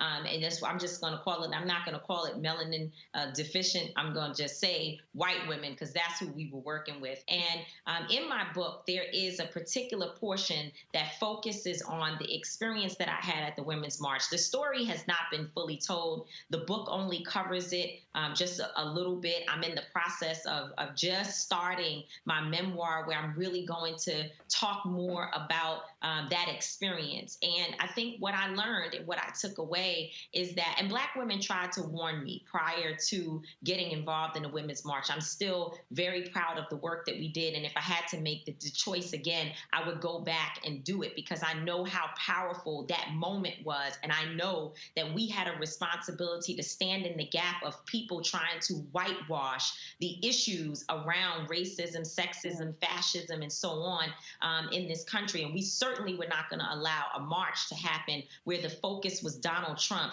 as if he was the beginning and end of the many years of challenges and oppression, particularly that people of color have faced. And so I'm proud of that work. But I did learn a very, very painful lesson about when Black folks and Black women specifically are in close proximity to white women on a consistent basis, how much harm can be done. We went through a lot physically, mentally, emotionally, after being in that space. It's very, very draining and taxing, because white women have a lot of work to do. And I see the work happening. I made sure that in this book, that white women, when they pick it up, that they will have an opportunity to experience our pain and to join us, to really become deep accomplices in helping us to navigate through this fight towards racial equity and justice. But there is so much work to be done with mothers and aunties and sisters within the white woman community. They have a lot of work to do to deal with the biases and the blind spots that they have that cause them to harm other individuals who they claim to be helping. It's a tough lesson to learn on your back, because certainly that's how we learned it. Tamika, we talked earlier about what happens when you have to deal with criticism. You had to go through all of this when Samaria Rice was criticizing you and others, even though you never even went to Cleveland. You were never involved in the Tamir Rice case there. But there were folks like Breonna Taylor's mother.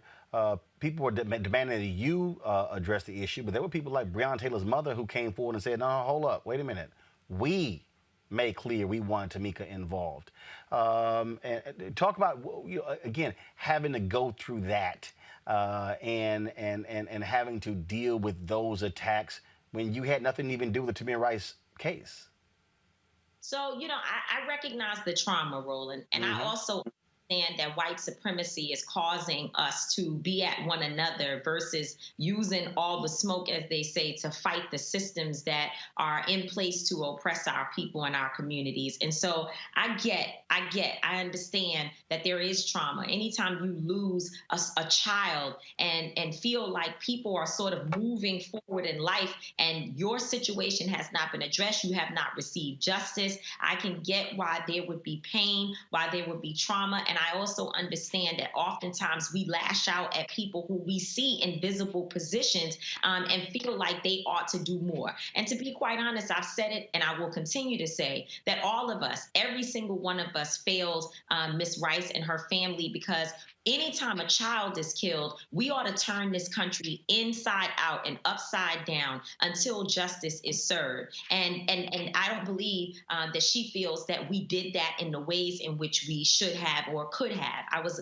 younger in the movement at that time. And as you said, I'd never actually traveled to Cleveland. I've never been one to talk about the Tamir Rice case, other than, there may have been moments in my, where you're sort of calling the roles, but that's not something that I have ever done. And so I understand the frustration, but I also just ask people, because I did get the calls, and of course it hurts when you hear someone who doesn't know you, who's never met you, speaking of you in such a way. And so I did, to get the calls from individuals who were like, well, what's happening? People had some impression that I must have done something or been working with her. Maybe there was a misunderstanding. And when I explained that I had not actually been in any relationship to that case and that situation, it provided a little bit of clarity about the trauma. But I encouraged everyone to speak to the families that I've actually worked with, speak to the people that for 25 years of my life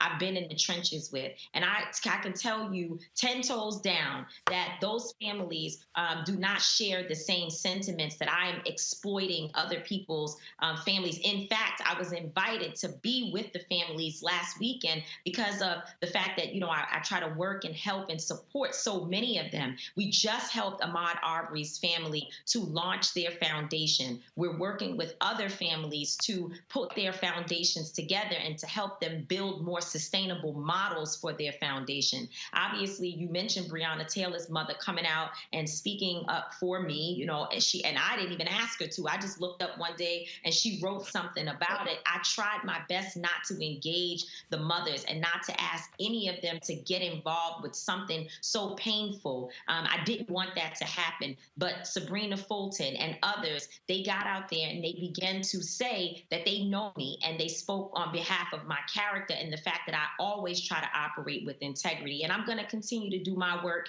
And I wish everyone peace, and whatever I can do to be helpful, I'm here. Last question I have for you. It's very interesting. The fragility of weak-ass black men.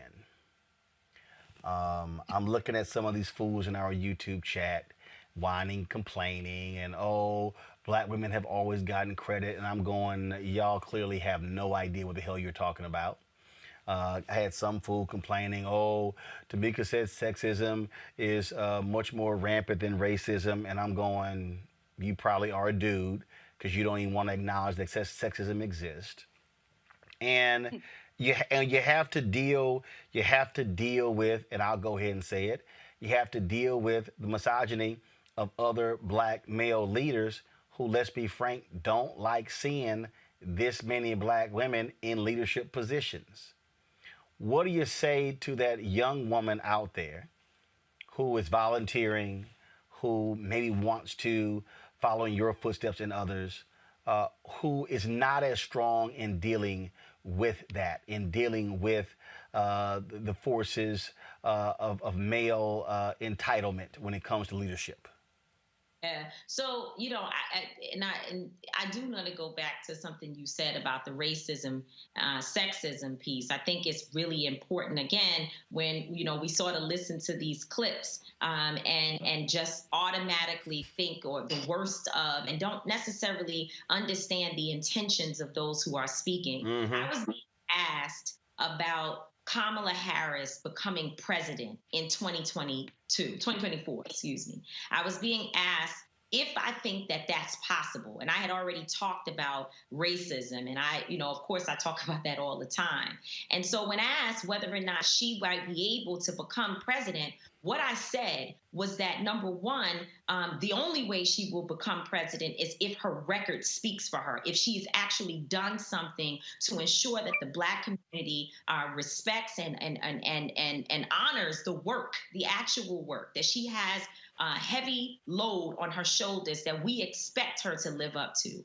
And then I went on to talk about how sexism is the double whammy and how sexism can be worse than racism because of the fact that when you apply both things, you have, again, a double whammy. You have something extra, something additional on top of the fact that you're Black. So we already know that being a Black woman or a Black man is very, very difficult. It is the most challenging. It's awful sometimes when we think about the ways in which we are discriminated against in this nation and have always been. But when you add the challenge of being a Black woman, it makes it even worse. So, you know what? Guess what? Maybe I could have said it a different way. Perhaps, the words that I use, if I was more like Dr. Malveaux, I would have had a better flow in terms of how I was getting out my point. But if you know my heart and you know my work and what I have been doing and all the men that I have stood up for and fought for so many years, the fact that that particular clip is taken so far out of context for what it is that I'm actually relaying is what I'm talking about. People who really are looking for something negative, because everyone else, because I called Mark Thompson, I called a bunch of brothers. I said, I want you to watch this and I want you to tell me what you think. Do I need to respond or not? And the reception that I received, even from some of my toughest critics, I think about my friend Tony Lindsay, who he and we debate all the time about all of these issues. And he was like, I listened to it and I was a little confused. And he said, but I went back and I really listened to what you were saying, and now I'm listening to you talk about it, and I realized the point that you were making about the double whammy, I guess, again, that we experience as Black women. And I do deal with misogyny. I deal with it from other leaders. I deal with it from those who come into my comments and call me out my name, those who use their platforms to consistently attack and I don't know if I've lost you. No, you're still here. You're still here. Good. Something popped up on the screen. Those who consistently attack and go after me, they use their pages on a daily basis to talk about me. And I deal with it. And guess what? Actually, I don't deal with it. So the question that you asked about the young girl who's coming up behind me, I would say block and move on. When you see it, block them and move on. You have to keep going. We have a responsibility to do the work. No one gets to tell us that we're not powerful, that we have to dim our light, that we can't be out here as a leader. And also, here's the thing. This is the most important point. The most important point. Perfection is not reality. No one is perfect. Tamika Mallory's not perfect. Most of the critics and the haters, they definitely are not perfect. But what you have to look at is who's actually doing the work, who's on the ground, who is out there standing in the face of white supremacy, dealing with challenging police and having a target on your back because they know your real name, as my friend Teslin Figueroa would say. She would say, hey, I don't know your real name. You're on here talking to me through a fake profile, but I'm actually out in the streets as Tamika Mallory. And so when I see the police, they know who I am. They know exactly who I am. And I have been targeted in this movement. And so I have to stay focused and keep going. Don't go back. Don't look back. It's the Harriet Tubman statement. If you hear the dogs barking, keep going. You can hear them coming after you. Just keep going. And I'm ministering to myself as I say this and as I continue to block all of them, because you know what? In the end, whatever they have to say about me, they need to find a way to do it better and outwork me. Simple as that, y'all. The book is called State of Emergency, How We Win in the Country We Built. The foreword is by Angela Davis and Cardi B. Actually, I got one last one. Tamika, I asked all authors this. What was the wow moment? When you were writing this book, the wow moment that caused you to go, oh my God, it's unbelievable. It could have been something you remembered. It could have been something that came about. Was there a wow moment for you? Let's see. It was so many. I think, first of all, the fact that I was like, that I had all of the chapters outlined was a wow moment, because it's a real job to actually sit down and do the work. But I do think that forward between Cardi B and Angela Davis is an important part of the book. It actually gave me inspiration, because I kept writing knowing that I opened the book intentionally, drawing in every single person that I wanted to reach just by having Dr. Davis and Cardi B to be in there, to set the intention, to have Cardi basically saying to Angela Davis, am I allowed? Am I welcome in this movement next to you? Is there space for me? And to have Angela Davis take the time to sit and respond to Cardi, I know that gives a point of entry for Keisha, who maybe she has 2 jobs, 2 kids, and she might be a stripper at night. It has a space for Ray Ray, who might be on a street corner today, but because of what he found in this book, he realizes that there's a place for him in the movement. I wanted it to reach the doctor, reach the lawyer, reach the bus driver. I wanted everyone to find themselves in this book. And I think that the intention that was set with the forward helps to be able to do that. All right, then. Again, folks, State of Emergency, How We Win in the Country We Built by Tamika Mallory. Tamika, always good to see you. Get some rest, keep swinging, and tell the haters to go to hell. Love you, Roland. You tell them for me. You know I will. I appreciate it, Tamika. Love you, darling. Thanks a lot. Folks, that is it for us. I want to thank Julian as well as Avis. I want to thank Teresa as well, our panelists, for joining us on today. I appreciate them joining with us. Folks, if y'all want to support what we do, please do so by joining our Bring the Funk fan club. Every dollar you give goes to support this show and what we do. Every single dollar. We next week are going to be traveling to Fort Worth, Texas, to be with Deborah Peoples, a black woman who is running for mayor. It's going to be May 26th, and so we're looking forward to being there with the pastor there. We're going to have a drive-in rally. We're going to broadcast our show. Looking forward to that. Then we're going on February 27th. We're going to be in Tulsa, Oklahoma, for the 100th commemoration of the Tulsa race riots, broadcasting and live streaming from there as well. And so a lot of different things we got coming up. We want you to support us in what we do. Our goal is to get 20,000 of our fans contributing at least $50 each over the course of a year. That's $4.19 a month, 13 cents a day to support what we do. Cash App, $RM Unfiltered. PayPal.me/R Martin Unfiltered. Venmo.com/RM Unfiltered. Zelle is Roland at RolandSMartin.com. Roland at RolandMartinUnfiltered.com. Folks, we are again making it happen, and so we certainly appreciate your support. Let me shout out to the folks at Black Brilliance for sending me this shirt, this black and gold Black Brilliance shirt. The one I had before is black and white, so I appreciate them sending this to me in my alpha colors. All right, folks, that is it for me. I shall see you guys tomorrow right here on Roland Martin Unfiltered. Don't forget, you can watch our previous content. Simply go to our YouTube channel, youtube.com/Roland S. Martin. All right, y'all take care. Holla!